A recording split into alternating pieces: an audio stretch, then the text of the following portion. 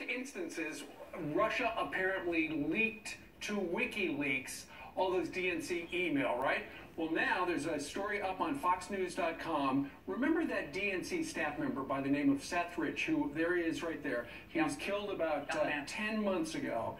It was rumored that he was the source of the emails. I'm sure you've heard that. Well, now, I'm going to just read you the lead line on the FoxNews.com story. The DNC staffer who was gunned down on July 10th on Washington, D.C. street last July, just steps from his home, had leaked thousands of internal email to WikiLeaks, law enforcement sources have told Fox News. So it looks like there's a possibility this is the guy who provided to WikiLeaks all those DNC email. Then he was shot in the back. He was shot in the back, nothing taken from his person.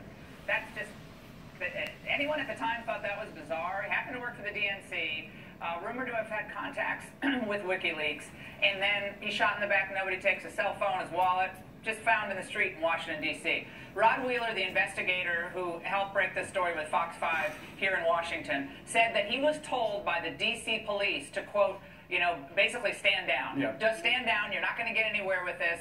He maintains that on this computer, and Seth Rich's, I believe, relatives, if that's, I think that was what was in the story, that his computer is in the hands of authorities, and that on that computer we will have more definitive information about how he was in touch with WikiLeaks. Then Julian Assange, today from WikiLeaks, retweeted this report, indicating to a lot of people that he was affirming that, confirming that, in fact, Seth Rich was the source of these DNC emails to WikiLeaks, and that he was shot by someone. But it seems very suspicious. You know what's interesting? That the parents aren't pursuing it.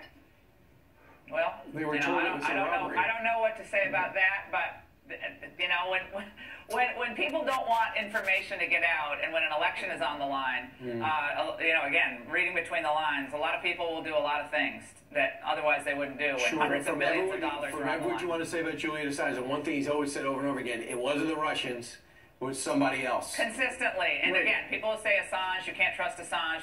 We don't know, but this is at least something that's worth reporting on, isn't it? There's an aggressive lack of curiosity on the part of the frothing media that is hell-bent on portraying this administration as out of control, no discipline, et cetera, et cetera. Where's the follow-up on this story? We got some investigator who's just going around by himself finding out all this information, and where's the Washington Post on this?